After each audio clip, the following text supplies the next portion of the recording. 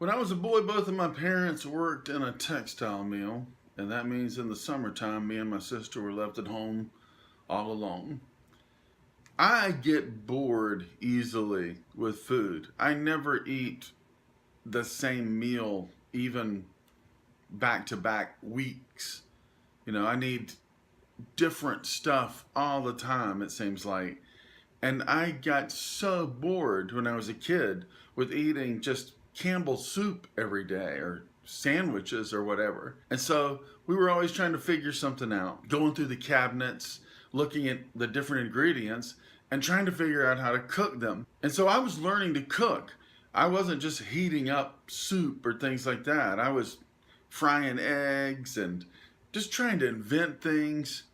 And one of the things I came up with was I figured out if I mixed water or milk with flour, maybe threw an egg in it, I had some kind of dough. And I could do something with that. I made it look kind of like pancake batter, and I'd pour it in the pan and make some pancakes.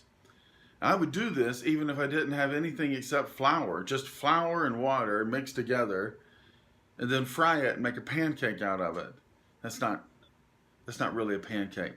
But if you put enough sugar or fake maple syrup all over it, it was edible. But one day, I must have had a real spirit of adventure because I decided to conduct two very big experiments.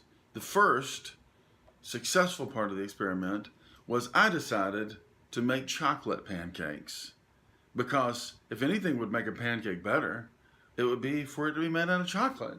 And so I did my usual flour. I don't know if I had eggs, milk, whatever I had. And then I put a bunch of cocoa in it.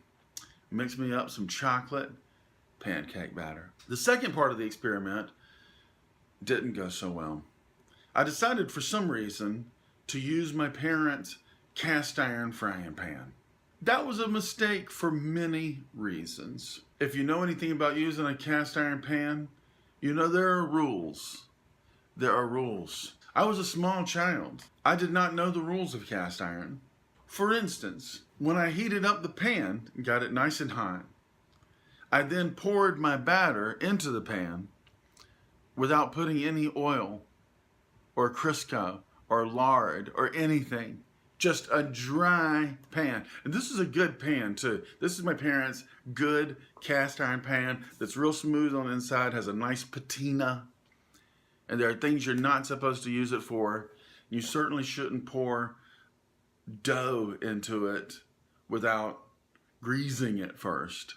And so I didn't know that. I don't know what I thought. I don't know. I was a kid. So I poured the chocolate pancake batter into the frying pan, and things are going great. It's sizzling and bubbling and all the things that it's supposed to do. And then I decide it's time to flip the pancake, and it's impossible. I can't get the spatula under the thing at all. It's like glue. It's obviously stuck to the pan. I'm trying to figure it out, and in my infinite childlike wisdom, I had a moment of clarity.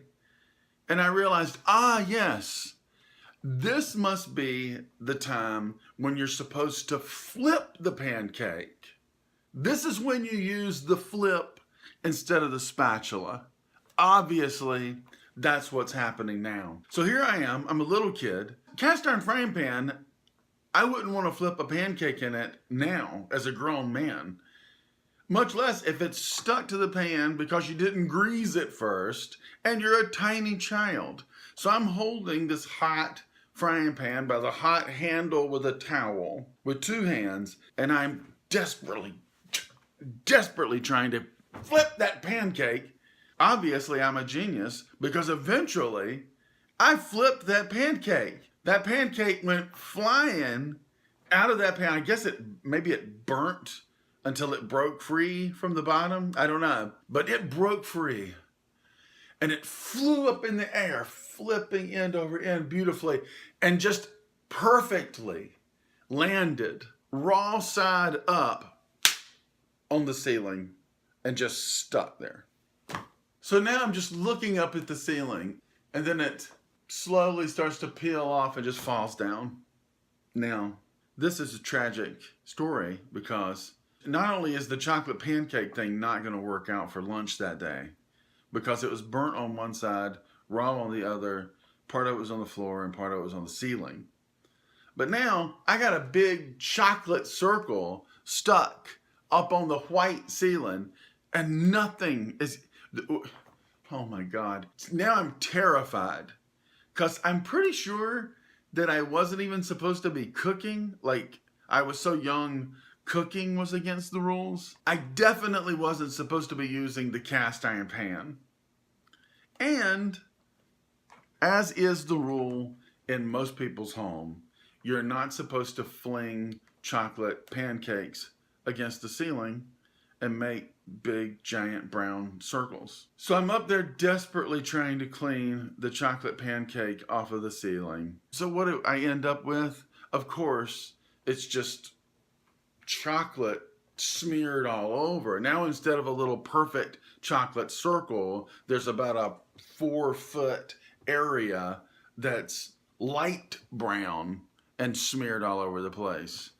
Of course, I didn't give up on chocolate pancakes. And I'll have you know that eventually I was making delicious stacks of chocolate pancakes that would then sometimes be sprinkled with powdered sugar and maybe drizzled on top with some kind of jam or preserves, or maybe even some chocolate syrup or whipped cream. And I invented that. I had never seen a chocolate pancake before. I was like, pancakes, cakes, we have chocolate cakes. Why can't we have chocolate pancakes? I did that. Am I getting paid? No. Forgot to copyright it. Know your law. Know your law. And the end of the story is my parents come home and I get a terrible whipping.